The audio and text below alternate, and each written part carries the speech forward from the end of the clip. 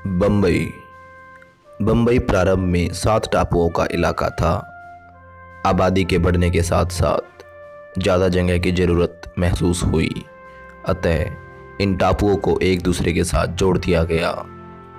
बम्बई औपनिवेशिक भारत की वाणिज्यिक राजधानी थी। यह पश्चिमी तट पर एक महत्वपूर्ण बंदरगाह होने के कारण अंतर्राष्ट्रीय व्यापार का केंद्र था। स्वेज नहर को 1869 में खोला गया था, जिसके कारण विश्व अर्थव्यवस्था के साथ बम्बई के ताल्लुक और अधिक मजबूत हो गए। भारतीय व्यापारियों तथा बम्बई सरकार ने इस अवसर का फ़ायदा उठाते हुए बम्बई को भारत का सरताज घोषित कर दिया। 19वीं सदी के मध्य से बम्बई की अर्थव्यवस्था के विस्तार के साथ साथ रेलवे तथा जहाजरानी को व्यापक बनाने तथा प्रशासकीय संरचना विकसित करने की आवश्यकता भी महसूस हुई। उस दौरान अनेक इमारतें बनाई गई। इन तमाम इमारतों में शासकों की संस्कृति और आत्मविश्वास दिखाई देता था। अंग्रेज यूरोपीय स्थापत्य कला को अपनी श्रेष्ठता, अधिकार और सत्ता का प्रतीक मानते थे। वो इन इमारतों के जरिए ये दिखाना चाहते थे कि भारतीय निम्न वर्ग के एवं अंग्रेज उच्च वर्ग के हैं, अर्थात वो हमसे श्रेष्ठ हैं। इमारतों का यह भिन्न स्वरूप औपनिवेशिक स्वामियों तथा भारतीय जनता के बीच अंतर स्पष्ट करता था। उनको यह एहसास कराता था कि भारतीय निम्न एवं गरीब हैं। अंग्रेजों द्वारा बम्बई में अनेकों बड़ी बड़ी इमारतें बनाई गई, जिनमें 3 प्रकार की शैलियों का प्रयोग किया गया था: नवशास्त्रीय शैली, नवगोथिक शैली और इंडो सारासेनिक शैली।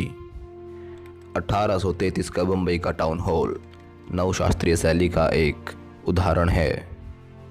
सचिवालय, बम्बई विश्वविद्यालय तथा उच्च न्यायालय, ये तीनों नवगोथिक शैली के उदाहरण हैं। नवगोथिक शैली का सबसे सुंदर उदाहरण विक्टोरिया टर्मिनस है। इंडो शब्द हिंदू का संक्षिप्त रूप था तथा सारासेन शब्द यूरोप के लोग मुसलमानों को संबोधित करने के लिए कहते थे, जहां से विकसित हुई इंडो सारासेनिक शैली। इंडो सारासेनिक शैली, जो कि हिंदू शैली एवं मुस्लिम शैली का मिश्रण था, अर्थात अनेकों घर इंडो सारासेनिक शैली में बनाए गए थे, जो कि हिंदू शैली एवं मुस्लिम शैली दोनों का प्रयोग करके बनाए गए थे। इनकी नीचे की संरचना हिंदू शैली में बनाई गई थी, अर्थात हिंदू शैली के तरीके से बनाई गई थी, एवं इसका ऊपरी हिस्सा जिसमें गुंबद भी बनाया गया था, जो कि मुस्लिम शैली के अनुसार बनाया गया था। गुंबद के अलावा इसमें मेहराबों का भी प्रयोग किया गया था। इस प्रकार के जो भी इमारतें बनाई गई, उन सभी को इंडो सारासेनिक शैली के द्वारा बनाया गया। बम्बई में इन इमारतों के अलावा कुछ अन्य इमारतें भी बनाई गई, जिनमें प्रमुख है 1911 में बनी गेटवे ऑफ इंडिया तथा ताजमहल होटल। इन दोनों इमारतों में गुजराती शैली का प्रयोग किया गया है। ये वो इमारतें थी जो अंग्रेज़ों को एहसास कराने के लिए बनाई गई थी कि भारतीय अंग्रेज़ों से कम नहीं, क्योंकि अंग्रेज अपनी इमारतों के जरिए यह दर्शाना चाहते थे कि भारतीय निम्न वर्ग के हैं एवं अंग्रेज श्रेष्ठ हैं। इन्हीं इमारतों को टक्कर देने के लिए जमशेद टाटा ने ताज होटल का निर्माण कराया। लाखों करोड़ों रुपये लगाकर इस होटल को बनाया गया, जिसके आगे अंग्रेजी इमारतें फीकी पड़ गई थी। इसको बनाने के पीछे एक बहुत ही बड़ा कारण था। अंग्रेज इतने क्रूर एवं निर्दयी होते चले गए थे कि भारतीयों का शोषण उनकी आदत बन गई थी। अंग्रेजी इमारतों के सामने लिखा होता था, Indians and dogs are not allowed, अर्थात भारतीय और कुत्तों का आना मना है। उनके इसी घमंड को तोड़ने के लिए इस महान इमारत का निर्माण कराया गया, ताज होटल, जिसके सामने अंग्रेजी इमारतें कुछ भी नहीं थी। तो ये थी बम्बई की संरचना, जिसमें मुख्यतः 3 प्रकार की शैलियों का प्रयोग किया गया था: नवशास्त्रीय शैली, नवगोथिक शैली, इंडो सारासेनिक शैली एवं गुजराती शैली से 2 मुख्य इमारतें भी बनाई गई: गेटवे ऑफ इंडिया एवं ताज होटल। तो आइए अब जानते हैं कलकत्ता शहर के निर्माण के बारे में। कलकत्ता हमारे पश्चिम बंगाल राज्य की राजधानी है। यह शहर अंग्रेजों द्वारा 3 गांवों सुल्तानाती, कोलकाता तथा गोविंदपुर की ज़मीन पर 1698 ईस्वी में बसाया गया। प्रारंभ में अंग्रेज कलकत्ता में अपनी व्यापारिक बस्ती को फोर्ट विलियम कहते थे। यहाँ पर गोदाम, दफ्तर तथा कर्मचारियों के घर होते थे, लेकिन यहाँ किसी वस्तु का उत्पादन नहीं होता था। दक्षिण भारत में फ्रांसीसियों को पराजित करने के बाद मद्रास अर्थात चेन्नई के स्थान पर कलकत्ता अंग्रेजों की दिन प्रतिदिन की राजधानी, गतिविधियों का केंद्र बनता गया। कलकत्ता एक बंदरगाह होने के साथ साथ पटसन या जूट की मिलों का केंद्र भी था। जनसंख्या के बहुत बढ़ने से कलकत्ता शहर साफ सुथरा नहीं रह सका।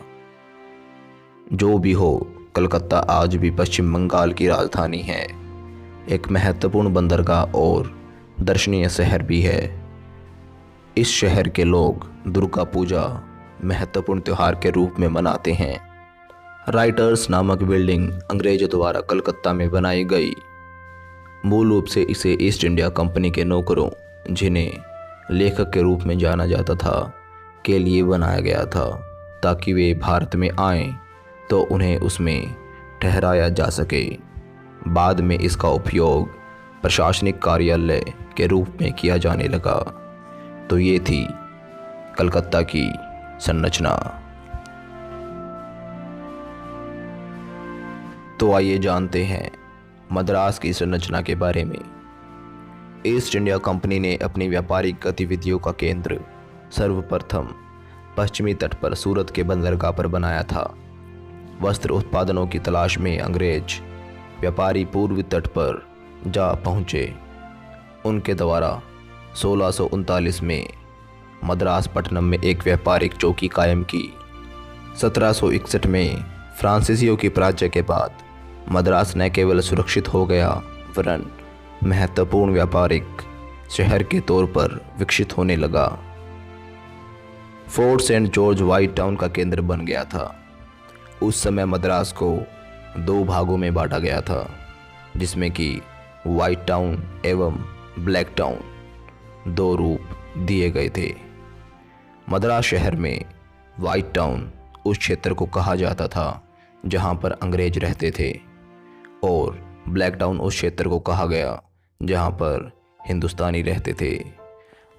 व्हाइट टाउन औपनिवेशिक शहरों के वे भाग थे जहां केवल गोरे लोग रहते थे।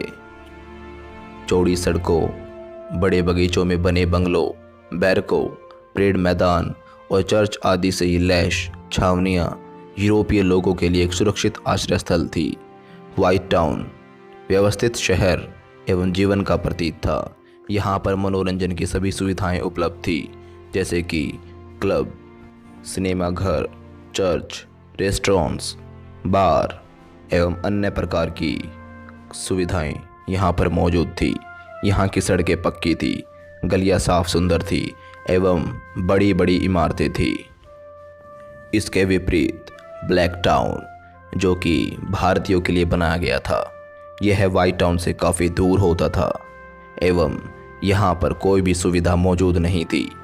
ये गंदगी से भरे क्षेत्र थे, जहाँ पर मकान छोटे मोटे झुग्गी झोपड़ियों के रूप में होते थे। यहाँ पर ना तो सफाई थी, ना पानी का उचित प्रबंध किया गया था। गलियाँ बिल्कुल गंदी थी एवं कूड़े करकट से भरी रहती थी, अर्थात यहाँ पर कोई भी सुविधाएं नहीं थी। ये क्षेत्र बीमारियों से भरे रहते थे। यहाँ पर ना तो कोई अस्पताल, ना कोई अन्य सुविधा और ना ही कोई मनोरंजन का साधन था। यहाँ पर हिंदुस्तानियों को व्हाइट टाउन से अलग करके एक अन्य क्षेत्र पर मरने के लिए, सड़ने के लिए छोड़ दिया गया था।